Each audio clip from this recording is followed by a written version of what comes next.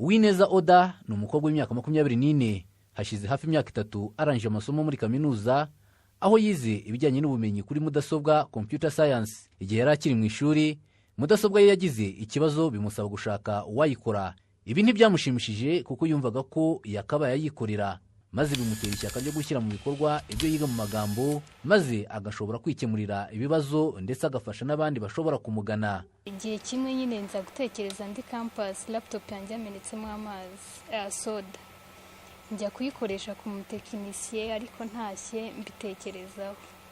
Ndangije campus computer science, wenda umuturage wo hanze ntago yumva computer science mwigamo iki, computer engineering mwigamo iki, ariko hari uwaza akabimbaza.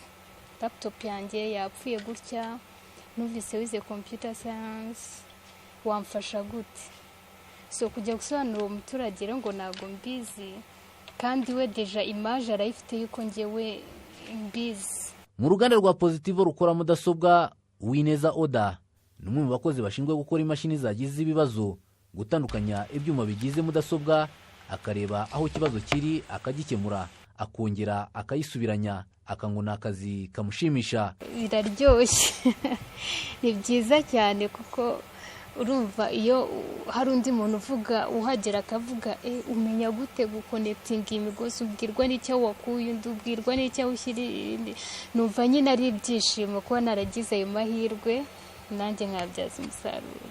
Niyibikora Ishimwe Jean de Dieu yaje asanga Uwineza Oda mu kazi, yemeza ko yamwigiyeho byinshi. Oda namusanze mu kazi, nanjye ntabwo nabyumvaga, ariko nabonye byinshi nabikuye kuri we kuko njye naje ntabizi, kuko yari afite experience ruti yanjye. Kuko nanjye twagendaga dufashanya nk'uko yakubwiye, turafatanya, nkagenda amenya byinshi nge rwose nabikuye kuri, ntabwo navuga ngo nabikuye he handi.